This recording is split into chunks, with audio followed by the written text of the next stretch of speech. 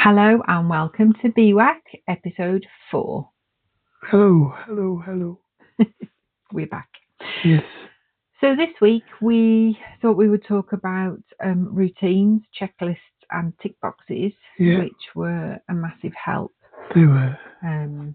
because the way we've sort of approached this was to sort of start talking about what happened with your strokes and how you felt about that, wasn't it? And then I think it would be really easy to skip ahead past that 12 months or so before you decided to have heart issues into your problem. But I just want to say that working with the brain injury unit and the staff from the brain injury unit introduced us to a lot of things that we wouldn't have done by ourselves or wouldn't potentially have found by ourselves, because we're known for being quite insular and very independent, aren't we? So that just popped into my head to say, if you're struggling, don't. Yeah. Go. There is help out there. Yeah. There are good people who can help you. Yeah. And if you sort of live in a part of the world that's a bit more isolated, there are fantastic resources online as well, which we will at some point maybe try and put a list together of things that have helped us. Yes, and I don't know if I've mentioned it, even though between us we had at least 70 years combined nursing experience. Well, I had most of it, but the thing is, it wasn't until I had a stroke that we realised didn't know anything. Yeah, that's true. Yeah. So you think you know what you know, but you don't. Yeah, 100%. So looking after people who've had strokes in hospital or in a nursing home is completely different to looking after somebody 24 hours a day or being with somebody 24 hours a day who's had a stroke, and vastly different from living with the effects of the stroke. Which is why we came up with a podcast, to hopefully pass a few tips on. Yeah. I can't remember how long after your second stroke it was before you started seeing a psychologist at the brain injury unit. But you saw her for a while. Yes. You used to go every week, I think. Yeah. Didn't you? Yeah. I saw her for nearly a year. Yeah. Yeah. And it was pretty amazing, wasn't it? Really, really useful for you. Yes. What was the most useful thing, do you think? I think it was, as much as anything, is about to say what I was feeling or what I used to feel or what I'd felt last week, and for her to explain to me why or how that happened, to give me an understanding. And understanding that some things, they are what they are, and most things get better. I think we alluded to no man's land last time. Yes. That was one of the things that was a big struggle for you for, well, quite some time, and it's still ongoing, but not as much as it was. This is my bit of the floor, is it? Yeah. I described this place to the psychologist as no man's land. And I don't know if you've ever seen old black and white films that were First World War, with this just like trees and fog on the image. Well, that is how I used to feel a lot of the time. And even if something got too difficult for me, that would be almost my escape, because nothing happened there, no sound happened there, no pictures. That was just no man's land. And early on, I used it an awful lot. And occasionally, I'll suddenly find myself there even now, but it was never a scary place. Got to emphasise that. It was just nothing. Yeah, I think. And I think she got it and said it's okay to have that kind of place to go to. And I think it helped get me through. Yeah. Did you purposely put yourself there, or did you find yourself there? I have no recollection that I put myself there. I just remember that I had it, and that when anything got difficult, even just sitting there doing nothing, for whatever reason, I suddenly found everything got difficult, and I'd kind of switch off. So probably is one of the brain's safety switches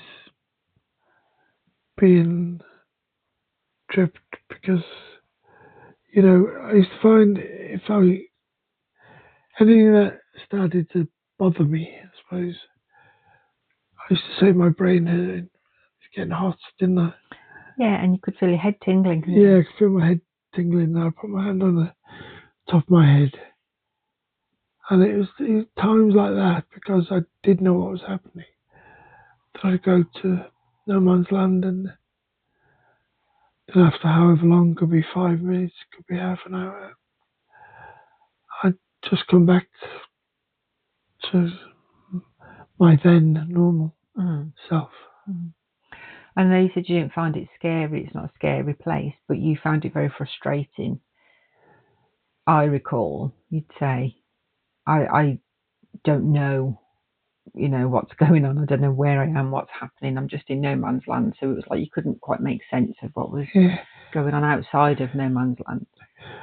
In fact, I don't think I even used to hear you or the television or anything.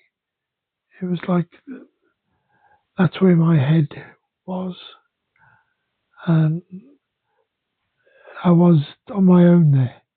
But again, I didn't feel scared. I didn't feel lonely, but I really had no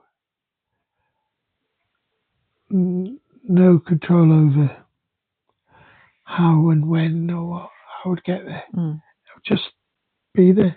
It was one of those things, and I didn't say, "Oh God, I'm here again."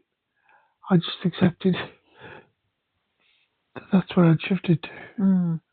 I think you've said that before, that when you're the one that's experiencing the event, so be it living with the effects of a stroke or breaking your leg or whatever, when you're the one that's going through that, that's what you're coping with. That's the thing that's the most present, isn't it? Yeah. Yeah.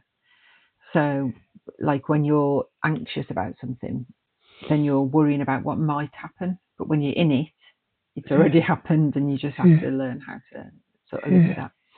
Do you remember what or how the checklists and the sort of daily activities came about? Because I don't. I remember a psychologist that said to buy a kitchen timer, one of those little kitchen timers, and to list what I needed to do that day, over and above the getting dressed, and then doing, I think it was 5 minute slots. Yeah. She said, and to set the timer for 5 minutes when I was doing something, and then after 5 minutes, regardless whether I'd finish, I had to stop, and then I had to set it for another. I think it was longer, the second rest bit, wasn't it? It's like 10 minutes. Yeah. I had to rest for 10 minutes. Then after 10, I could set it for another 5 minutes and carry on. And I don't think I ever got beyond 3 5 minute slots. It was because I was just so tired, and even doing the timer took such an effort out of me, because you have to think. You don't just press a button. You have to change the time and everything. And the process was like a 78 record slow down to 10, ooh, and it was hard work. Yeah. Yeah. And for me, it was hard work getting you to actually rest for the amount of time that you... Yeah, because I wanted to get it over with. Because you wanted to complete the task, yeah. And that, I think, also caused issues itself when you weren't able to continue things. Yeah. Initially, it was a really big learning curve as to how small tasks had to be broken down into, wasn't it? Yeah. So, you okay? Yeah. Feeling tired? It's all right. Got another 10 minutes. You're okay. Yeah, so we bought a sort of A4 diary. Yeah. So that we had plenty of room to write things down. And I wrote, because you weren't able to write the list of that yourself, were you? No. I think the psychologist had said, literally write, wake up in the morning, get out of bed, go to the bathroom, brush your teeth, get dressed. And I had a sheet behind the bathroom door, I remember. Yeah. Or it was a whiteboard, I Yeah. can't remember. And I used to say that, and I always, Sarah says, have you checked your board? Yeah. And I'd look, and then I'd know exactly what to do. And it seems that, well, you want to get up, have a wash, brush your teeth, have a wee, whatever. So, but isn't not when you can get your head into thinking, what do I have to do next? And I had this initiation thing about getting anything started, even if I was told I had to do it. So everything had to be regimented, I think, in order. And I think she said the idea behind that was to get me used to doing it. If I did it enough times and looked at what the words would go in, and eventually I would start to be able to do my teeth and without having to think, what do I have to do today? Yeah, and it worked, didn't it? Yeah. And also, I think I used to use it for times because when you were very frustrated that, I was working more hours then, and I'd come home and you'd say, I haven't done anything today. And I'd look at your tick boxes because you had to tick them on the page each day and add anything else. So bought the bigger diary so that Bob could write anything that came up, anything that he found difficult, anything if he remembered to do it, he could write down. This was once I was able to actually get that skill going. Yeah. But even you could just write words, couldn't you? You would never write sentences.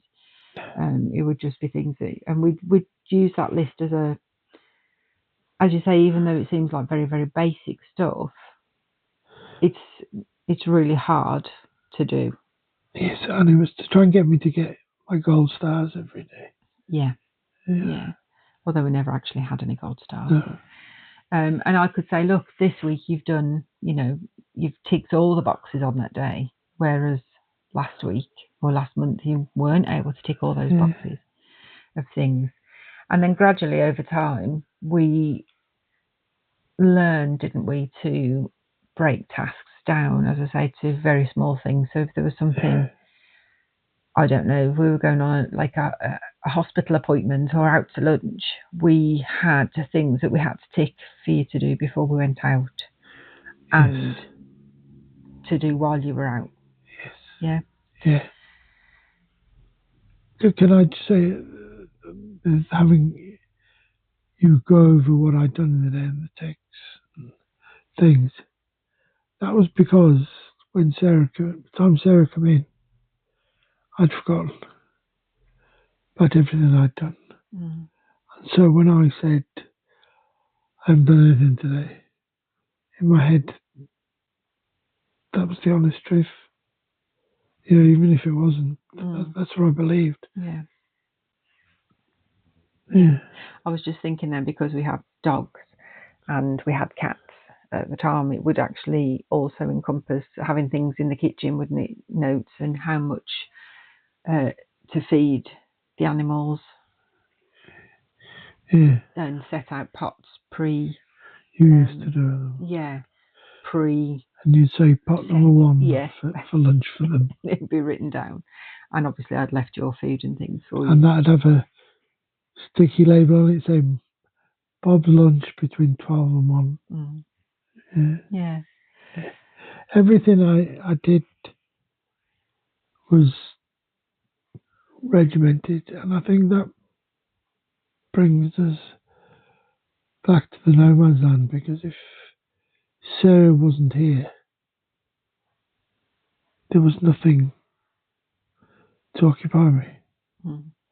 Not that I realised, but and I used to just kind of automatically go there and do nothing there, rather than do nothing here.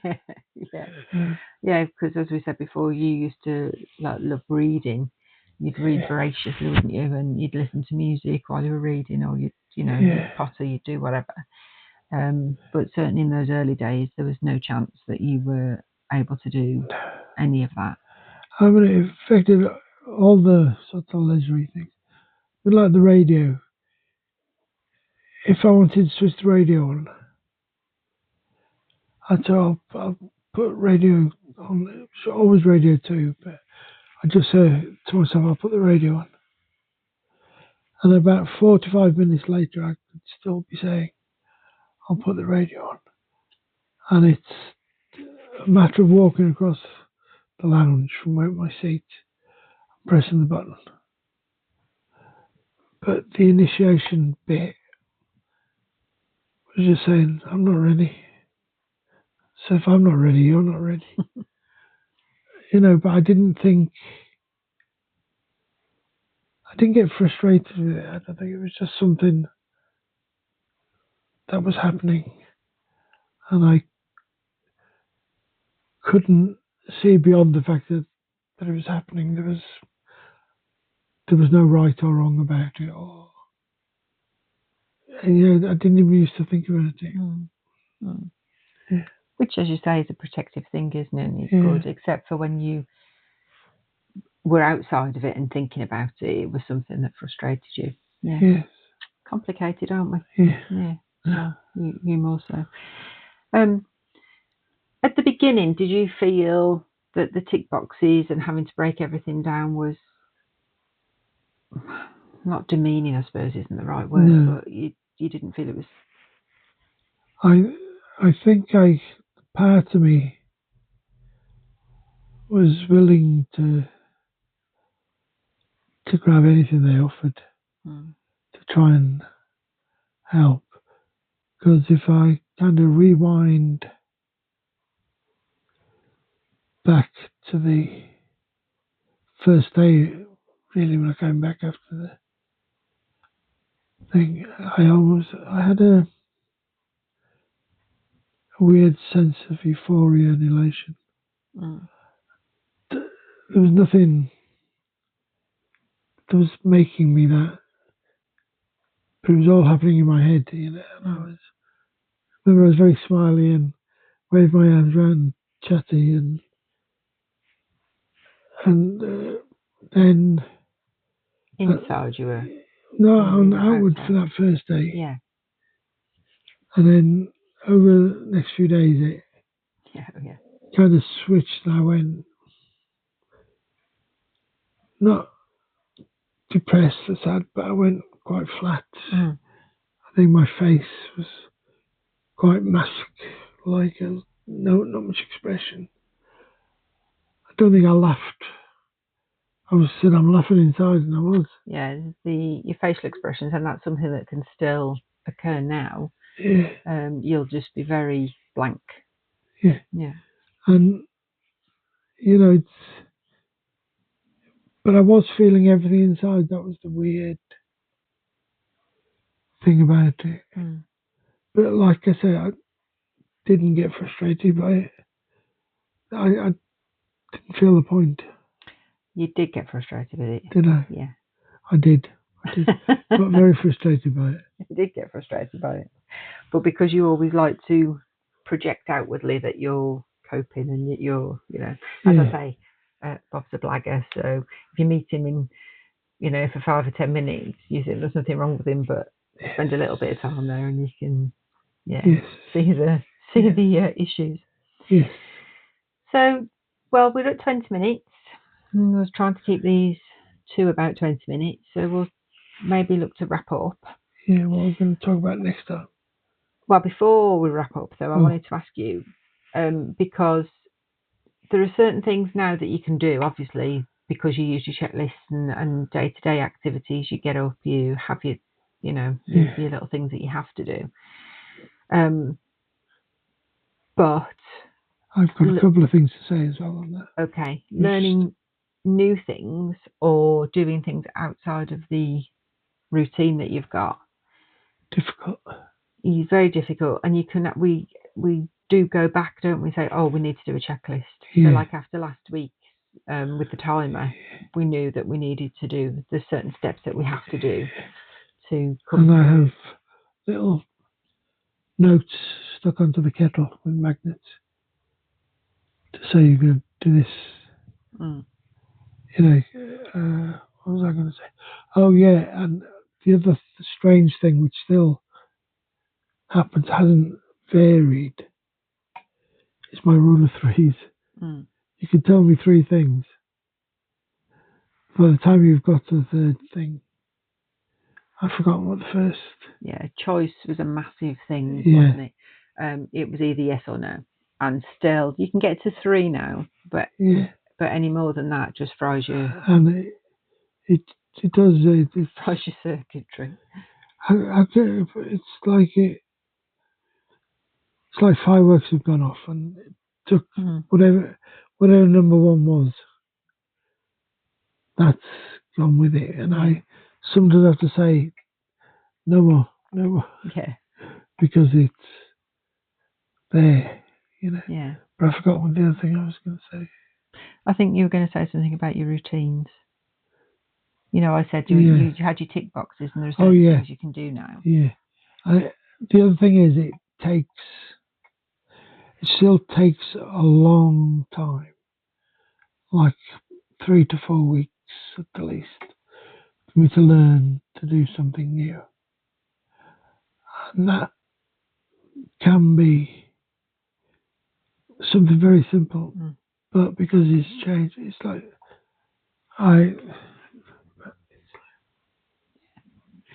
because I take insulin and it's come down a bit, I have to, every day I keep a little thing in the pack to tell me how much I'm taking. Because the amount I've got has changed, and in my head I still want to take that amount, not the new reduced amount. And that's been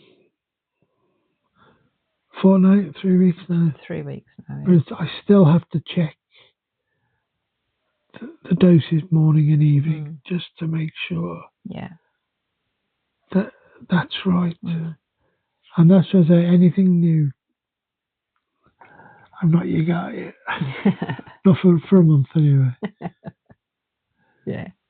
And even things that you used to be able to do, when you come to do them, if you haven't done them for a long time, it's it's like you need to rehearse it. And that's something that I will look at, because I had an email about that the other day, so I'll look at that and we'll maybe talk about that next week. How many times have I heard the words, I've told you that today? And I go, oh, can you tell me again, please? Or, you've done this before, have I?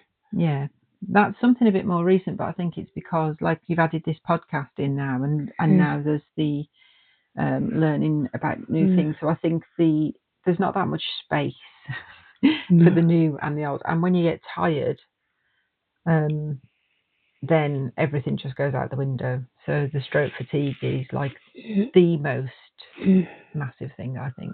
Oh, and the other weird thing, my dreams, that without any what's the word for continuous? Well, they're continuously back counting something. Mm. Always involved counting. It can be counting cats, buildings, airplanes, Or having to repeat tasks. or repeat tasks a number of times, which I think is really weird. Yeah. Yeah. Maybe somebody can throw some light Yeah. on that. Okay then. Well, we are coming up to 25 minutes, so Yes. I think we should shut up now for this episode. Do you mean me? No, both No, of us. both of us. Yeah. Okay. Yeah, because my attention span, quite frankly, is going now, and I'm you know what I'm like. Okay. And we look forward to you all meeting us. Is that right? Yeah. Meeting us again next time. Yeah. Something. Yeah. It's close enough. Don't forget, we've got an email set up, which is bwacpodcast@gmail.com. If you want to drop us a line. Nobody's emailed me yet. Oh. I'm just saying. Yeah. Somebody sent an email to Bob. Yeah. All right. Thanks for listening. Yeah. Thank you. We'll see you next time. Okay. Bye-bye. Bye.